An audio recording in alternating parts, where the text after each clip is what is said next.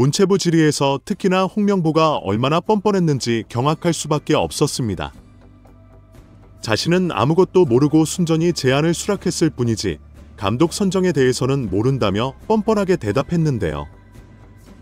여기서 끝이 아니라 자신은 한국 축구에 봉사하고 있다는 망언을 했습니다. 대체 어떤 사람이 봉사하면서 연봉을 30억씩 받아먹나요? 봉사라는 개념을 아예 모르는 것 같은데요. 홍명보가 이렇게 뻔뻔하게 나올 수 있는 이유가 있습니다. 왜냐하면 홍명보는 여태까지 이보다 더한 사건들을 저질러도 단 한 번도 축구계에서 제명되거나 제대로 된 처벌을 받은 적이 없기 때문이죠. 논란이 되더라도 이 또한 지나가고 만약 성적만 잘 내면 아무런 문제 없이 예전처럼 추앙받을 수 있다고 생각하기 때문입니다. 사실 우리가 잘 알지 못하지만 홍명보는 선수 시절부터 지금까지 무수히 많은 문제들을 저질러 왔습니다. 홍명보의 뒤에는 그를 지키는 이른바 축구 카르텔의 일원이 있어서 축구 황태자로 통하기 때문인데요. 홍명보는 선수 시절에 우리가 다 알든 여러모로 인정받았던 선수입니다. 그가 이루어낸 업적들을 따져봤을 때 그야말로 완전 엘리트 코스를 밟아온 선수 출신 감독으로 대표할 수 있죠. 만 22세에 국가대표가 되었고 A매치 136경기, 월드컵 4회 출전, 아시아 최초 브론즈볼 수상 등 2002년 한일 월드컵에서 한국의 주장장이자 주전 수비수로 활약하며 한국의 첫 준결승행을 이끈 홍명보는 정말 대단했는데요.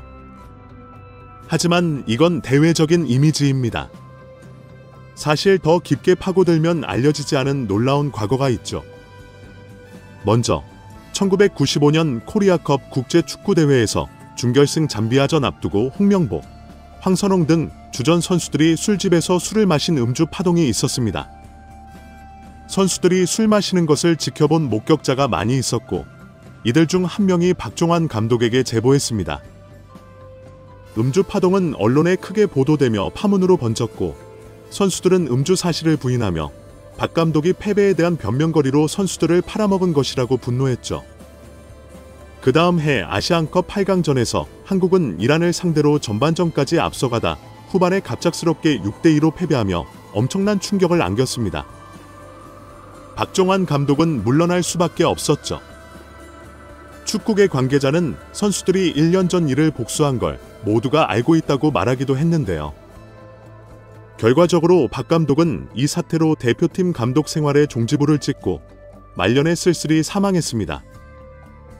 홍명보의 논란은 여기서 끝나지 않았습니다. 그는 또다시 감독을 무시했는데 1996년 올림픽을 앞두고 와일드카드로서 합류가 유력시되었으나 비쇼베츠 감독이 윤정을 중심으로 팀을 만들려 했던 것에 불만을 가져 출장 명령을 대놓고 거부한 것이죠. 게다가 1998년 프랑스 월드컵 당시 감독이었던 축구 영웅 차범근에 대해서는 자서전에 대놓고 욕을 했습니다. 홍명보가 유럽에 진출할 수 있는 테스트 기회가 있었는데 차범근이 그런 식으로 가서는 성공할 수 없다고 만류의 기분이 언짢았다는 내용이었습니다. 대선배인 차범근을 향해 이런 언행을 한 게 상식적으로는 믿어지지 않는데요. 이후 이어진 경기에서 홍명보는 대량 실점을 했고 차범근은 경질되었습니다. 축구계에 떠도는 소문 중 하나가 홍명보가 일부러 경기를 망쳤다는 건데요. 이게 사실인지는 모르겠습니다. 홍명보는 나중에 차범근에게 사과했다고 했지만 막상 차범근에게 물어보니 차범근은 홍명보에게 사과를 받은 적이 없다고 했습니다. 상식적으로 위계 질서가 뚜렷한 스포츠계에서 선배를 향해 대놓고 자서전에서 욕을 하는 게 이해가 되시나요? 저는 이해가 안 됩니다. 아무리 그래도 선배에게 공개적으로 저격을 하는 행위는 용납되지 않을 텐데요. 황태자 홍명보이기에 용납이 되었는지 차범근은 그 이후로도 홍명보를 향해 그 어떤 말도 할 수 없었습니다. 차범근도 억울했을 텐데 홍명보의 뒤에 누가 있는지 알기 때문이겠죠. 심지어 2002년 국가대표였던 히딩크 감독과도 사이가 좋지 않았습니다. 히딩크 감독은 홍명보의 성향을 알고 있었기에 기존의 판은 없고 선후배 간의 벽을 허물었습니다. 관행처럼 내려오던 선발 조건을 없앴죠. 기존에는 학연, 지연, 나이와 유명세가 선수 선발에 영향을 미쳤다면 히딩크는 완전히 새로운 방식을 도입했습니다. 여기서 당시 국가대표팀 주장장이었던 홍명보를 선발 명단에서 빼게 됩니다. 당시 홍명보는 이미 3번의 월드컵을 경험한 베테랑 선수였는데 그런 선수가 실력 미달이라며 가차없이 빼버린 것이죠. 히딩크는 홍명보에게 강도 높은 체력 훈련을 받지 않으면 명단에서 제외하겠다고 경고했을 정도로 홍명보에 대한 견제를 멈추지 않았는데요. 또한 2002년 월드컵 대표팀 4강 주역으로 화제가 됐던 홍명보는 당시 포항 소속이었는데 갑자기 포항 몰래 레 갤럭시와 개인 협상을 하며 이적을 통보한 사건이 있었습니다.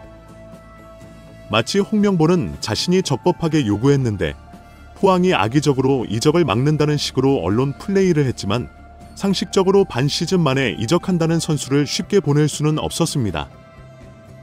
보내줄 구단은 어디에도 없을 텐데요. 결국 홍명보는 위약금을 내고 이적했는데 이 사건에서 가장 큰 문제는 홍명보가 위약금만 물면 언제든지 자유계약 신분이 되어 이적할 수 있다는 선례를 남긴 것이었습니다. 이렇게 홍명보는 선수로 활동하면서 거의 매 시즌마다 감독들과 트러블이 있었고 자신의 마음에 들지 않는 감독에게는 공교롭게도 어떤 식으로든 복수를 했다는 의혹과 같은 꼬리표가 남아 있습니다. 백번양보의 선수 때는 그렇다 치고 넘어가도 홍명보는 감독이 되고 난 뒤 역시 똑같았습니다. 역시 사람은 쉽게 변하지 않는 걸까요? 브라질 월드컵에서는 2012년 런던 올림픽에 선발했던 자신이 아끼는 선수들을 발탁하고 16강에서 아깝지 않을 정도로 무기력하게 탈락했습니다. 그리고 탈락 파티라며 현지 유흥업소에서 노는 사진이 유출되기도 했는데요. 게다가 우리나라 급 선수들은 유럽에 나가면 B급 선수이고 K리그 선수들은 금인이라며 도저히 믿기 힘든 선수비하 발언을 했습니다. 그럼에도 불구하고 축구협회 이사로 활동하며 행정직으로 권력을 누렸고 이후에는 갑자기 K리그 감독으로 복구하여 자신이 그토록 무시했던 K리그 선수들과 함께 커리어를 이어나갔습니다. 그러던 중 선임 절차를 모두 무시한 국가대표 감독 제안이 오자 인터뷰 내내 국대 감독은 하지 않는다 고 못 박아놓고는 홀라당 울산 감독직을 내려놓고 국대 감독으로 향했죠. 정말 자기 마음대로 했는데요. 한국 축구 역사에서 이렇게까지 막 나갔으면서 자리를 보존하는 사람은 역시 축구 카르텔의 11회 핵심 멤버이자 고대 출신인 홍명보밖에 없는 것 같습니다. 게다가 팔레스타인전 무승부와 겨우겨우 이긴 경기를 보고 전술은 없고 선수들의 개인 능력으로 이긴 경기라는 평가들이 이어지자 발끈하며 전술대로 선수들이 한 것이라고 선수 칭찬은커녕 자신의 전술이 최고라는 어처구니 없는 발언도 했는데요.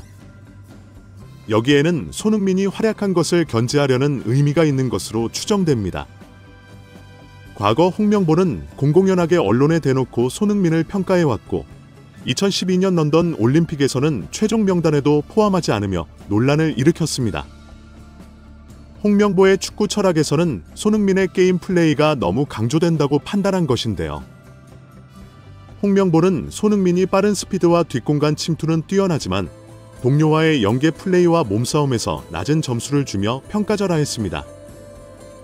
이후 2013년 손흥민은 홍명보 감독 체제에서 처음으로 기회를 얻었고 자신감 넘치는 경기력을 선보였습니다. 전반 20분 만에 선제골을 기록하며 자신의 가치를 증명했는데 완벽한 플레이를 선보인 손흥민에게 관중석에서는 응원이 쏟아졌지만 홍명보의 시선은 여전히 차가웠습니다. 2013년 홍명보는 파주 축구대표팀 훈련센터에서 대표팀은 손흥민을 위한 팀이 아니다라고 이해할 수 없는 발언을 했습니다. 그리고 2014년 홍명보 감독의 역대급 졸전으로 최악의 월드컵으로 기록됐던 해 홍명보 감독과 손흥민, 구자철 등 한국 축구 대표팀원을 내세운 광고도 달라졌는데요. 홍 감독을 모델로 내세운 삼성전자는 광고를 중단한 반면 주전 공격수 손흥민이 등장하는 LG전자의 광고는 계속 전파를 탔습니다. 정말 이상할 정도로 홍명보는 손흥민 등 잘나가는 선수들에게 라이벌 의식을 갖고 있고 자신이 영원한 축구계의 황태자라고 생각하는지 자신의 자리를 위협하는 선수들에게는 가차없는 발언을 하기도 했는데요. 정말 이게 감독이 맞나요? 감독으로서 영향을 가진 게 맞나요? 전혀 이해가 되지 않는데요. 만약 홍명보가 하나의 황태자가 아니라 박항서, 신태영 같은 정정당당하게 자신의 능력을 증명한 감독이었다면 지금처럼 국회 감사까지 받을 일은 절대 생기지 않았을 것입니다. 제발 자신의 위치가 어디인지 알고 국대 감독이라는 헛된 희망은 버렸으면 합니다. 댓글로 생각을 자유롭게 남겨주세요. 마지막으로 시청해주셔서 감사합니다. 구독과 좋아요는 제작에 큰 도움이 됩니다.